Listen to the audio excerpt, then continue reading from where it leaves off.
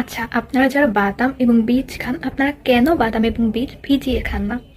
আজ আমি একজন পেশেন্ট দেখলাম যার থাইরয়েডের সমস্যা আছে এবং একই সাথে আর্থ্রাইটিসের প্রবলেম আছে। এখন এই দুটো সমস্যার জন্যই কিন্তু বাদাম এবং বীজ খুব ভালো কাজ করবে। সে প্রতিদিন বাদাম এবং বীজ খায় এবং আমার কাছে এসে বলছিল যে ম্যাডাম, আমি তো অনেক বেশি হেলদি খাবার খাই, তারপরও আমি কেন কোনো ফল পাচ্ছি না। এখন দেখুন, বাদাম এবং বীজ আপনি যদি ভিজিয়ে না খান এবং খুব বেশি পরিমাণে শুকনো বাদাম অথবা শুকনো বীজ খেতে থাকেন, তখন বাদাম এবং বীজে যে ফাইটিক অ্যাসিডটা থাকে, এই ফাইটিক অ্যাসিড কিন্তু আপনার বডিতে চলে যায়।